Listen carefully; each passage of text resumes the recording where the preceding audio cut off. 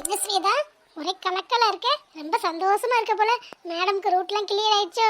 அண்ணி உனக்கு ஹெல்ப் பண்ணிருக்கேன், அன்னைக்கு ஒண்ணுமே செய்ய மாட்டேங்கிறியே. பாத்தியா, இந்த அண்ணியோட காரியம் முடிஞ்சோன்னே இந்த அண்ணியை கலட்டி விட்டுட்ட. சரி சரி விடு, எல்லாரோட நாத்தனார் மாதிரி தான் நீனே இருக்க. சரி விட்டு தள்ளு. என்னங்க நீ இப்படி பேசுறீங்க? உங்களை எப்படின்னு நான் மறப்பேன்? நீங்க தானே எனக்கு எல்லாமே. உங்களால தானே இந்த அளவுக்கு கல்யாணத்துக்கு ஒத்துக்கிட்டாங்களே, அதுக்கு முழு காரணமே நீங்க தானே. நீ உங்களை போய் மறப்பனா? அப்படியே மற்ற நாத்தனார் மாதிரின்னு சொல்றீங்க.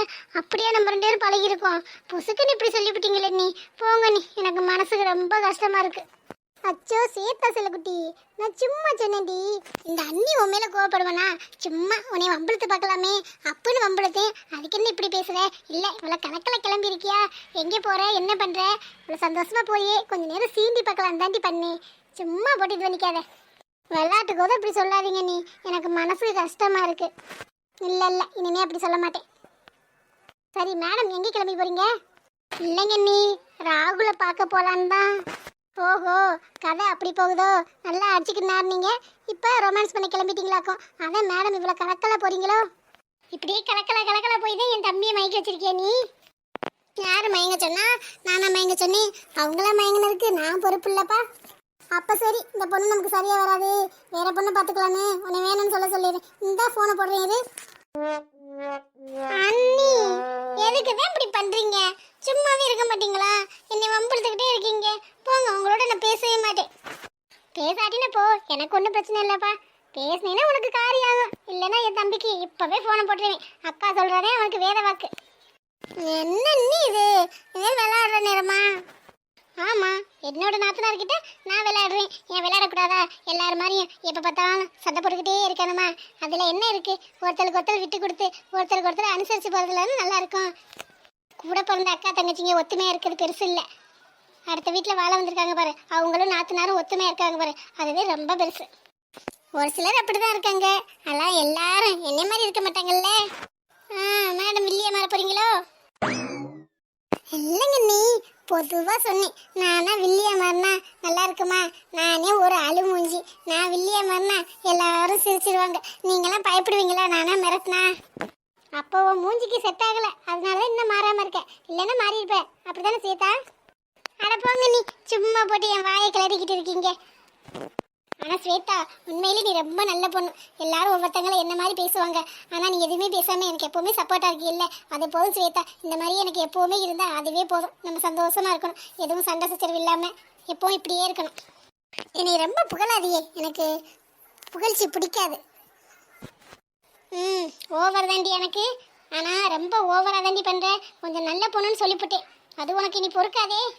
சரிங்க நீ, இப்படி எவ்வளோ நேரம் தான் பேசிக்கிட்டே இருக்குது? எனக்கு டைம் ஆச்சுல்ல, ராகுல் வெயிட் பண்ணுவார் பாவம். ஆமாடி, உனக்கு உன்னோட பிரச்சனை, உன் பிரச்சனையை சால்வ் பண்ணி வச்சல, அதனால இப்படி தாண்டி பேசுவேன். என்கிட்ட நின்று பேச கூட உனக்கு நேரம் இல்லை. என்னோட அண்ணி செல்லண்ணி எப்போவுமே இங்கேயே தான் இருப்பீங்க, எப்போ வேணாலும் வந்து பாப்பையும் பேசுவேன். ராகுல் அப்படி இல்லை, கல்யாணம் ஆகிற வரைக்கும் பேசாமல் இருக்க முடியாதுல்ல. பயந்து தானே பார்க்கணும், அவங்க பார்த்துருவாங்களே இவங்க பார்த்துருவாங்கன்னு. இனி அந்த பயம் இல்லை, இருந்தாலும் டயத்துக்கு போகணும்ல, அதனாலதான் நான் வந்து பேசிக்கலாம். சரி நீ பாய். சரி ஸ்வேதா, சாப்பிட்டாச்சும் போ. காலையிலே உனக்கு பிடிச்சது செஞ்சு வச்சுருக்கேன்.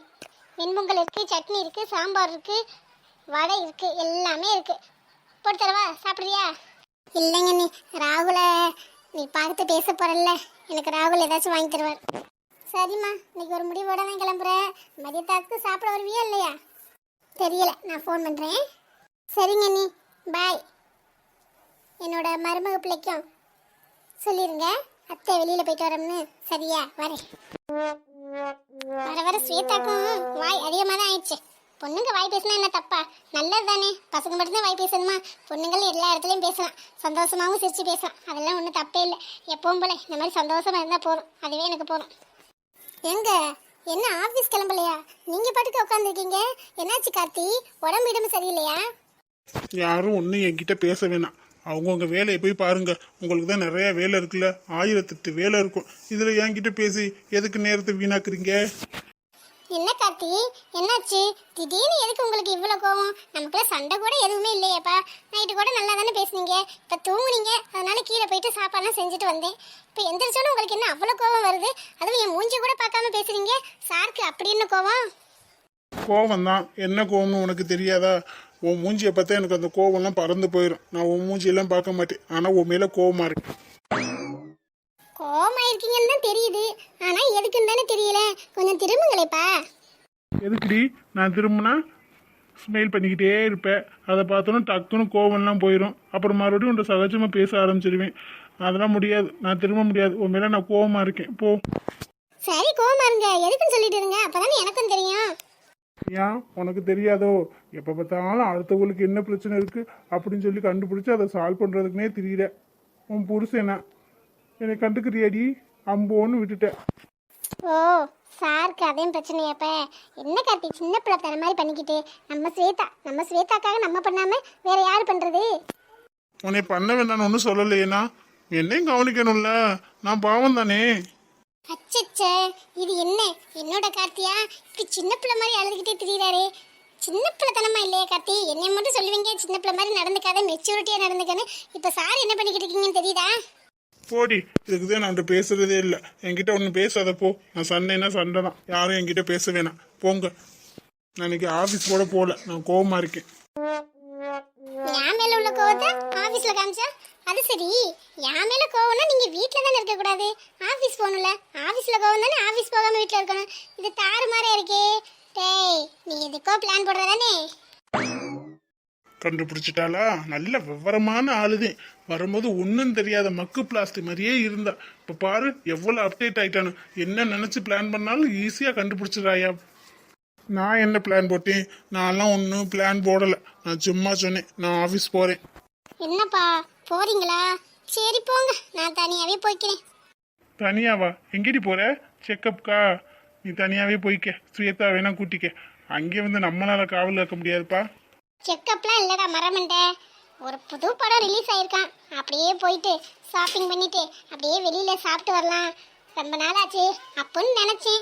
சரி, நீங்களே ஆஃபீஸ் போறேன்னு சொல்றீங்களா? அது எதுக்கு கெடுப்பானே. நீங்க போயிட்டு வாங்க பத்திரமா. இதை முன்னாடியே சொல்லக்கூடாதாடி. ஆஃபீஸில் அவ்வளோவா வேலை இல்லடி.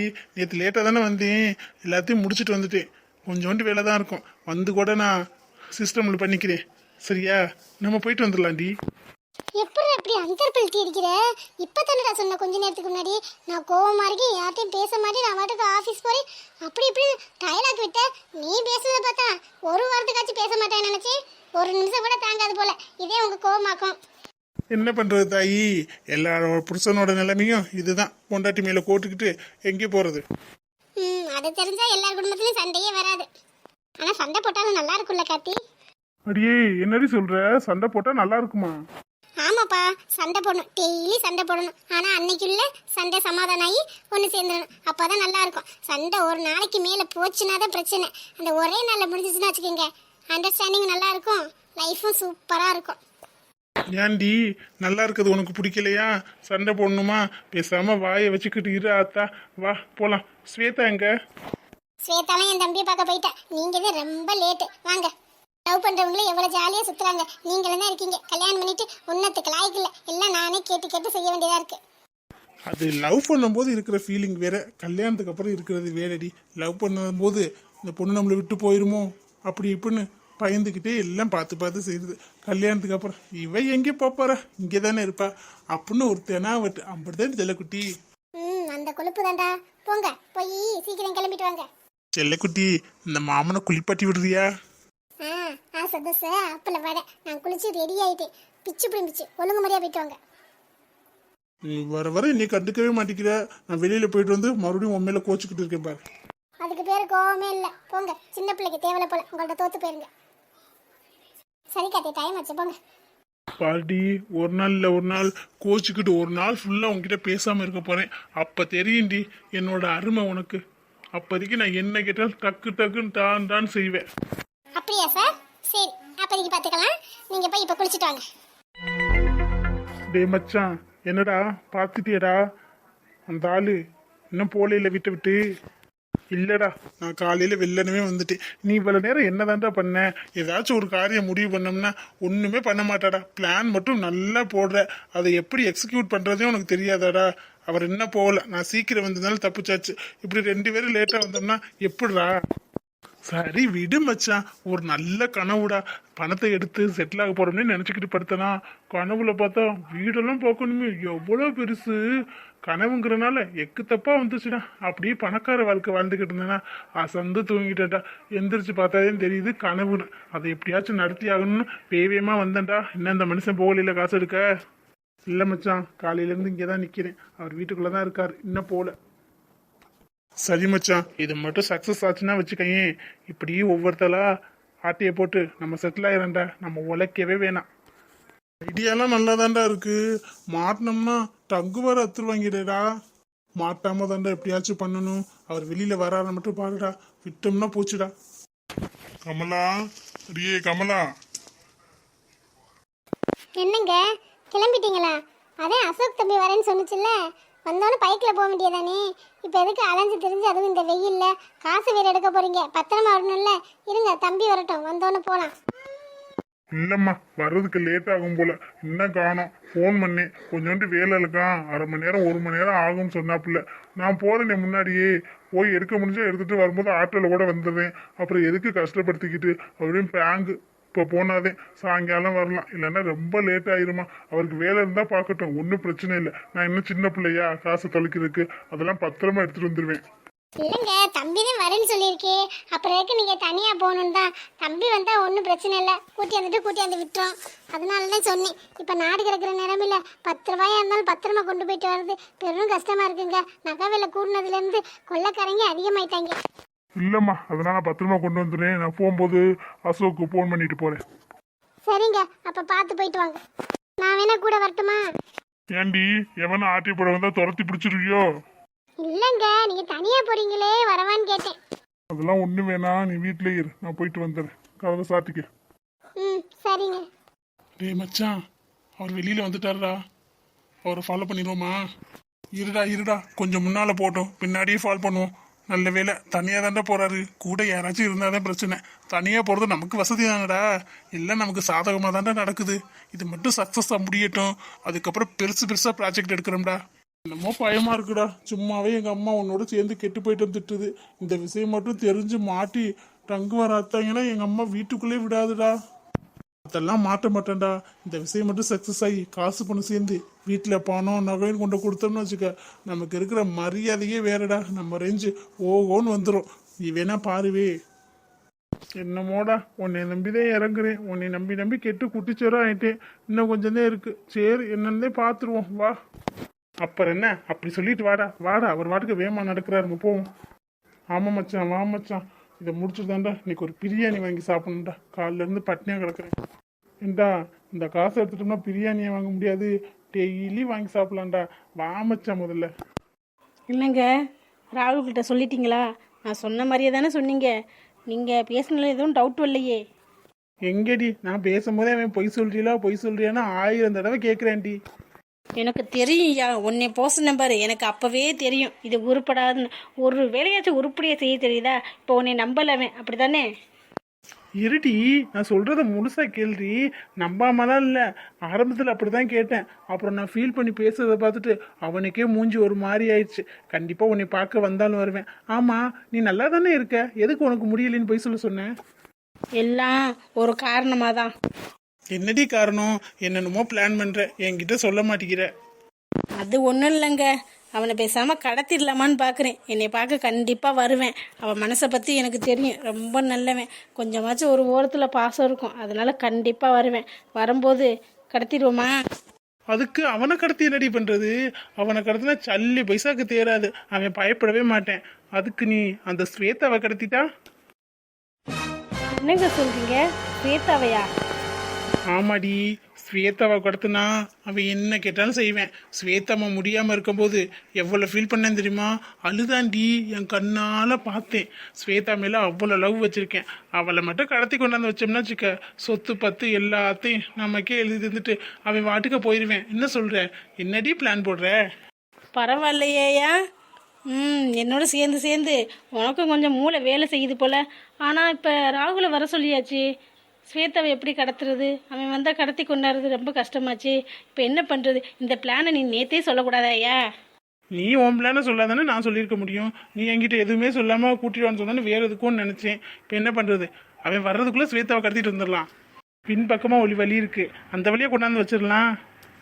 அதுவும் கரெக்டு தான், கடத்திட்டு வந்துடலாம். சரி, அது மட்டும் பத்தாதே, அவனை வேறு ஏதாச்சும் செய்யணுமே. என்ன செய்ய போகிற? முதல்ல ஸ்வேதாவை கடத்தி அந்த வச்சுக்கிட்டு அதுக்கப்புறம் என்ன செய்யலாம்னு யோசிக்கலாம். ஸ்வேதா ஃபோட்டோ யாராச்சும் வச்சுருந்தா தேவையில்லையே. ஃபோட்டோவா? ஆள் அடைத்த சொல்லி தூக்க சொல்லிடலாம். அது சரிப்பட்டு வருமா? ஆளை மாற்றி தூக்கிட்டாங்கன்னா? நம்ம பசங்க அப்படிலாம் இல்லை, இல்லைன்னா என்னையா நிற்பாங்க.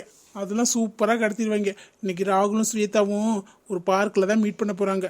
மீட் பண்ணிவிட்டு ராகுல் நம்மளை பார்க்க வந்துடுவேன். அந்த நேரம் பார்த்து ஸ்வேதாவை கடத்திட்டா ஈஸியாக இருக்கும்ல. ஆமாம், அதுவும் கரெக்டு தானே. பரவாயில்லையா, மூளை உனக்கு நல்லா வேலை செய்யுதியா. உனக்கு இவ்வளோ நாள் கஞ்சி ஊற்றுனதுக்கு இப்போ தான் பிரயோஜனமாக ஐடியா சொல்லியிருக்கேன். சரிடி, விட்டுடி புகழாத. வா, நம்ம போய் ஆக வேண்டிய காரியத்தை பார்ப்போம். இதில் பிளான் சக்ஸஸ் ஆகி சொத்து பூரா நம்ம கைக்கு வந்து நம்ம செட்டில் ஆகணும். அவங்க எப்படியே போயிட்டு பாரு, விடு. ஆமாங்க, அதுவும் கரெக்டு தாங்க. இந்த பிளான் மட்டும் ஒர்க் அவுட் ஆகி சொத்து நம்ம கைக்கு வந்துருச்சுன்னா நம்மளை பிடிக்கவே முடியாது. அப்புறம் அவன் எப்படி போனால் நமக்கு என்ன? அவன் இருக்கிற பக்கம் திசை வச்சு படுப்போமா? எப்படியோ நாசமாக போன்னு விட வேண்டியதை. நமக்கு தேவை சொத்து தான். காலம் பூரா வேலை பார்க்காம சந்தோஷமாக உட்காந்த இடத்துல உட்காந்து சாப்பிடணும். அது போதும் நமக்கு. அதை விட நான் என்ன எதிர்பார்க்க போகிறேன்? இவன் முன்னாடியே சொத்து எழுதி தருவேன் இருந்திருந்தா அவங்க அம்மனையும் கொண்டிருக்க மாட்டேன், அப்பாவையும் கொண்டிருக்க மாட்டேன். அப்படிலாம் எழுதி தந்துடுவாங்களா அவ்வளோ சீக்கிரத்தில்? சும்மா பேச்சுக்கு சொல்லுவாங்க, அதெல்லாம் எழுதி தர மாட்டாங்க. சரி விடு, நடந்ததை பேசி இனி என்ன ஆக போகுது? இனிமேல் நடக்க போகிறத மட்டும் பார்ப்போம். இனிமேல் நடக்கிறது நமக்கு நல்லதாகவே நடக்கும். இனிமேல் நமக்கு நல்ல காலம்தான். சரி, வளன்னு பேசாமல் ஸ்வேதாவை கடத்துறதுக்கு முதல்ல வழியை பாருங்க. போங்க, சொன்னால் மட்டும் பத்தாது, பிளானை எக்ஸிக்யூட் பண்ணணும். அதான் பெரிய விஷயம். போங்க, ஆளை பார்த்து நீங்களே கரெக்டாக ஆளை காமிச்சு கடத்த சொல்லுங்கள். அவங்க கண்ணில் எதுவும் மாட்டிடாதீங்க, பிளான் எல்லாம் சொதப்பிடும். சரிடி, அதெல்லாம் நான் பார்த்துக்கிறேன்டி.